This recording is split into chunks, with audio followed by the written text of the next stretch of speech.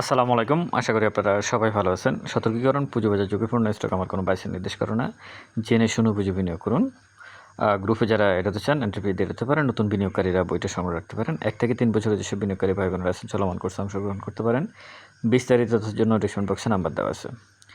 আমি আগামীকালকের মার্কেট পরিস্থিতি কেমন যেতে পারে সে বিষয়ে আলোচনা করব, আর মিউচুয়াল ফান্ড সেক্টর নিয়ে আলোচনা করব। একটা বিষয় আপনাদেরকে দেখাতে হবে, আর আপনারা কিছু স্টকের বিষয়ে সাবধান হবেন। 1 নাম্বার, ধরে যদি আমি আসি তাহলে বলবো জেমিনি, ফাইন ফুড, ডোমিনিজ, বিশেষারি, সিপাল, খান ব্রাদার্স, আপাতত এটুকুই মনে আছে। বিএনআইসিএল, সামিট অ্যালায়েন্স ফুড,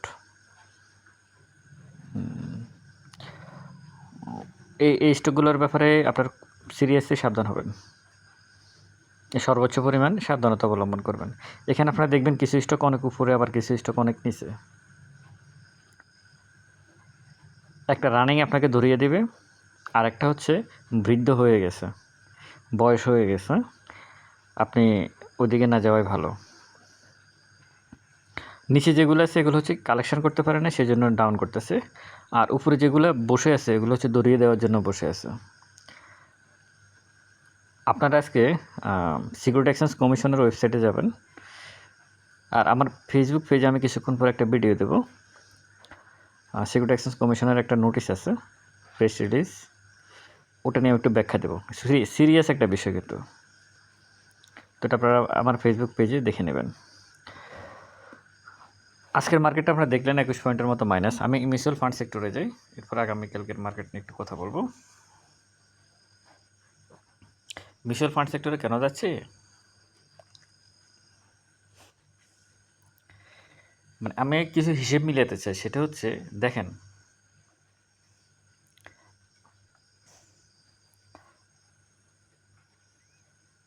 ঈদের আগে ছিল এটা, এই যে ওই এক নিউজ ছিল ন্যাব অনুযায়ী বাড়বে।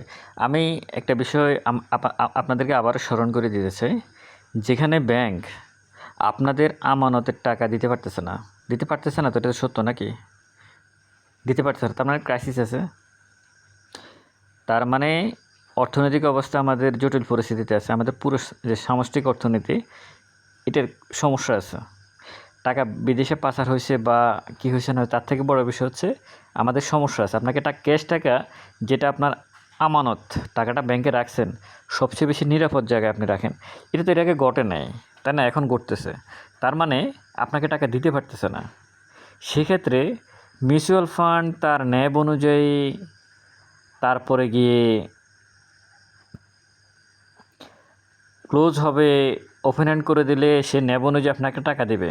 টাকা কোত্থেকে দেবে মিউচুয়াল ফান্ড? মিউচুয়াল ফান্ডগুলোর টাকা কোথায়? ব্যাংকেই তো নাকি? মিউচুয়াল ফান্ডের টাকা স্টক মার্কেটে তো 70% টাকা তো আইন অনুযায়ী তাদের স্টক মার্কেটে বিনিয়োগ করতে হয়, 60 থেকে 70%। মানে মিউচুয়াল ফান্ডে আপনার আর আমার থেকে যে পরিমাণ টাকা আমরা ফান্ড কিনি, তার 60 থেকে 70% টাকা তারা স্টক মার্কেটে ইনভেস্ট করতে হয়। টেক্সটাইলের শেয়ার কিনে, না হয় ব্যাংকের শেয়ার, এগুলোই তো কিনে। তো আপনার পোর্টফোলিও যেখানে মুমূর্ষু অবস্থায় আছে, সেখানে মিউচুয়াল ফান্ডের পোর্টফোলিওর কী অবস্থা? তারও মুমূর্ষু অবস্থা। তার উপর তারা অনেকগুলো রেইজ, যারা দায়িত্বে ট্রাস্টি ছিল, যারা মিউচুয়াল ফান্ডগুলো, তারা টাকা মেরে দিয়ে চলে গেছে। তাদের বিদেশে বসে বসে দেখেন কত প্রতারণা। বিদেশে বসে বসে তারা ক্রেডিট কার্ড ইউজ করে বাংলাদেশ থেকে টাকা ওখানে নিয়ে যায়, পরবর্তীতে বাংলাদেশ ব্যাংক সেটা বন্ধ করছে। এ হচ্ছে আমার সোনার বাংলা। তো এখন আপনারা যারা এই বিষয়টা নিয়ে আছেন যে mutual fund close open end করে দিলে আপনার ন্যাব অনুযায়ী আপনাকে টাকা দিবে, এটা আসলে ভাবতে ভালো লাগে, বাস্তবতা ভিন্ন। আবার অনেকে বলতেছে পাইতে পারেন, পেতে পারেন, আমি সেটা বলতে চাচ্ছি না, কিন্তু আপনি পুরো সিনারিও যদি দেখেন তাহলে আপনাকে অবশ্যই ভাবতে হবে। এত সহজ না তো বিষয়টা। এটা হচ্ছে প্রথম কথা। দ্বিতীয় কথা, ঈদের আগে যারা এইখানে এন্ট্রি নিয়েছিল, আমি যেখানে কারসার ধরেছি, গতকাল বলতে বৃহস্পতিবারে ওই জায়গা পর্যন্তই কিন্তু গিয়েছে। দেখেন এখানে এবং এখানে আপনি কিন্তু সেই এখানে যদি আমি দড়ি কাটছেন 11ই মে 2026, এখন চলে জুনের মাঝামাঝি, জুনের শেষের দিকে, তাই না? 20 আগস্ট, 21 তারিখ। তাহলে মে গেল, মের মাঝামাঝি, জুনের মাঝামাঝি শেষ, মানে 1 মাসেরও বেশি সময়। কিন্তু আপনি যেদিন মিউচুয়াল ফান্ডে এন্ট্রি নিয়েছিলেন সেদিন কিন্তু তৃতীয় কার্য দিবসের জন্য বা চতুর্থ কার্য দিবসের জন্য কিন্তু এন্ট্রি নিয়েছিলেন, মানে দ্রুত প্রফিট করার আশা। সেটা কিন্তু আপনাকে 1 মাস বসে রাখছে। তাও গত বৃহস্পতিবারে আপনি প্রফিট করে বেরোতে পারেন নাই। কেন পারেন নাই? কারণ এখান থেকে যখন আবার টানা এখানে নিয়ে আসছে, আপনি তখন সেল করে দিয়েছেন। কারণ আপনি 3 দিনের জন্য এন্ট্রি নিয়েছেন। 3 দিন পরে যেহেতু আপনার এন্ট্রি আপনার মতো করে ফুলফিল হয় নাই, 5-6%, 7% কমে গেছে, আপনি এখানে সেল করে দিয়েছেন। এই যে 3টে ভলিউম দেখতেছেন, এগুলোতে আপনি সেল করে দিয়েছেন। মনস্তাত্ত্বিক ব্যাপার তো। আপনি সেল করে দেওয়ার পর আস্তে আবার বাড়ছে, তারপর এখন একটু বাড়লো। মানে আপনি নাই, আপনি বিহীন শেয়ারের দাম, ট্রেডিং স্টকের দাম বাড়ে, এটা মাথায় রাখবেন। আপনারা বিহীন ট্রেডিং স্টকের দাম বাড়ে। আপনারা দেখবেন যে একই ধরনের শেয়ার বসে আছে, আবার একই ধরনের শেয়ার শুধু উপরে উঠতেছে। আপনার এটা কেন?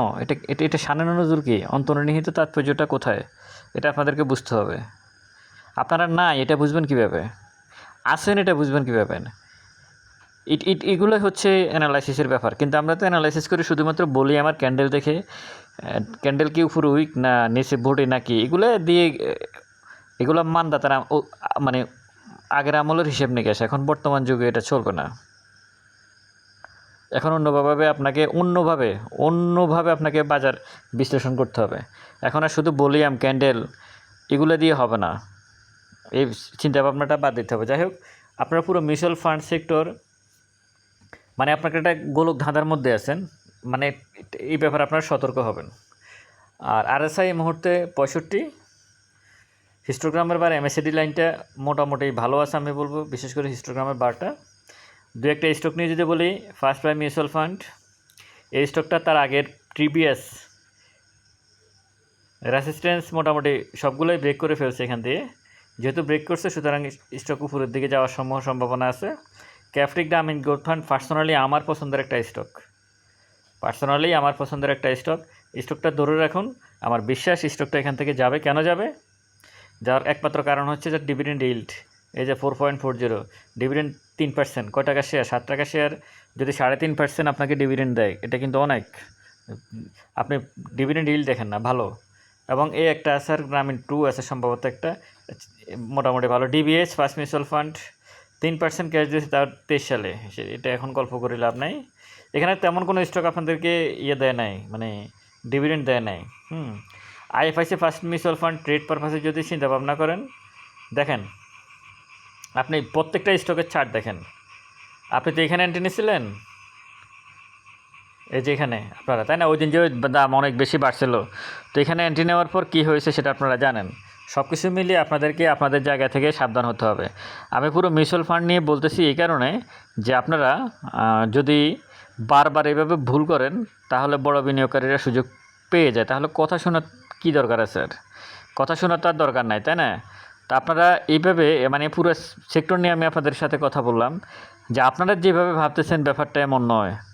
আমি স্টক নিয়ে বলতে চাই না, ইন্ডিভিজুয়াল স্টক নিয়ে, আমি পুরো সেক্টর নিয়ে আপনাদের মিউচুয়াল ফান্ড নিয়ে কথা বললাম। আশা করি আপনারা সাবধান হবেন। এটা শুধু মিউচুয়াল ফান্ডের ক্ষেত্রে না, যে কোনো স্টকের ক্ষেত্রে আপনারা সাবধান হবেন।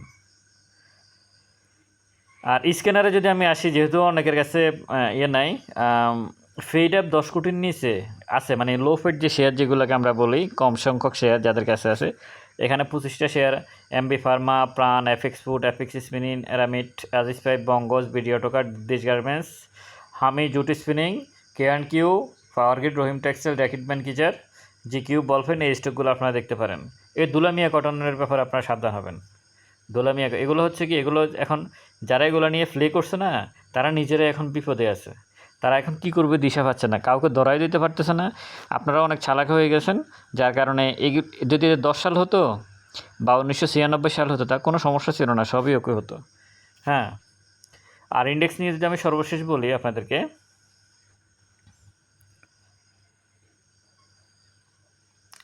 দেখুন আমি বারবার একটা কথা বলছি, সেটা হচ্ছে ভলিউম কমে গেছে, একটা পজিটিভ দিক। আমি আশা করি আগামী কার্য দিবস ইন্ডেক্সটা পজিটিভ থাকতে পারে, মানে সবুজ থাকতে পারে। সবুজ থাকার সম্ভাবনা আছে, কিন্তু সেটা অনেক বড় সবুজ হওয়ার সম্ভাবনা কম। কেন? ভলিউম কম। এই যে ভলিউমটা, হয়তো ইন্ডেক্সটা সবুজ রাখতে পারে, কিন্তু এই সবুজে খুব কার্যকর ভূমিকা রাখবে না স্টকের উপরে। আর RSI 72 কিছুদিন এখানে থাকবে। আমার কাছে কেন জানি মনে হচ্ছে হিস্টোগ্রামের বা সেল সিগন্যাল না দেওয়া পর্যন্ত মার্কেট খুব বেশি উপরে, মানে ইন্ডেক্সটা খুব বেশি উপরে যাওয়ার সম্ভাবনা আছে বলে আমার কাছে মনে হচ্ছে না। তবে আপনারা যদি একটা বিষয় দেখুন মার্কেটের প্রথম যে 1-2 মিনিট এটা খুবই গুরুত্বপূর্ণ। এই যে আপনি দেখেন সিমটেক্স, ফার্স্ট প্রাইম, KDS, এই স্টকগুলোই তো টপ। তো এই স্টকগুলোর ফান্ডামেন্টাল ব্যাকগ্রাউন্ড কতটুকু স্টক, এ তো ডিভিডেন্ডে দেয় নাই। আর সিমটেক্স কী করছে? সিমটেক্সের ডিভিডেন্ড মোটামুটি 10% দিয়েছে, 27 টাকা সেরে দাম, একেবারে মানে মাঝারি মানের, খারাপ না, ভালোই। KDS 1.93, তারপরে শেয়ার সংখ্যা হচ্ছে মাত্র 7,47,00,000। গেইল গোল্ডেন হারভেস্ট যেটা আছে সেটা কিন্তু, এই স্টকটা কিন্তু এখান থেকে বাড়বে আরও, হ্যাঁ সম্ভাবনা আছে, কিন্তু স্টপ লস মেনটেন করতে হবে। তো আমার কথা হচ্ছে এই ধরনের স্টকগুলো যখন থাকে তখন আপনাদেরকে সর্বোচ্চ সতর্কতা অবলম্বন করতে হবে, না হলে আপনারা বিপদে পড়বেন। তা না হলে আপনারা বিপদে পড়বেন, হুটহাট আপনারা এন্ট্রি নেবেন। ট্রেডিং স্টকের সমস্যাটা হচ্ছে কি, আমি এ পর্যন্ত যতজনের সাথে কথা বলছি, আমি যদি শুরু থেকে হিসেব করে কথা বলার ব্যাপার, তাহলে 1000-এর উপরে হবে, আরও বেশি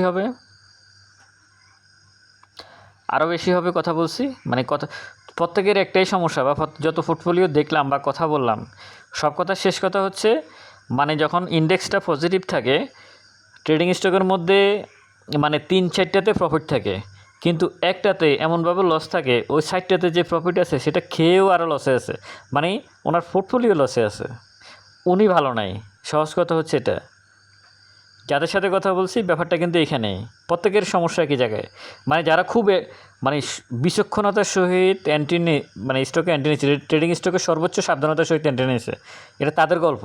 যে 5-6টাতে প্রফিট করতেছে, কিন্তু একটাতে এমনভাবে আটকা আছে, ওই প্রফিটের টাকা দিয়েও এটাকে কাভার করা যাচ্ছে না, কিন্তু সময় আপনার থেকে 5-6 বছর, 4 বছর, 3 বছর নিয়ে চলে গেছে মার্কেট। কিন্তু আপনি যদি, আমি আবারও বলে রাখি, আপনি যদি 1 বছরের চিন্তা করে আজকে আগামীকালকে কোনো স্টকে এন্ট্রি নেবেন, 1 বছরের চিন্তা করে আপনি 6 মাসে প্রফিট নিয়ে বেরোতে পারবেন। আর 6 দিনের যদি হিসাব করে আপনি কোনো স্টকে এন্ট্রি নেন, তাহলে আপনার 1.5 বছরও লাগতে পারে, বসে থাকা লাগতে পারে, এবং আপনি বসে থাকবেনই, থাকার সংখ্যাটাই বেশি। সব কিছু মিলিয়ে মার্কেট নিয়ে একটু সাবধানতা অবলম্বন করবেন।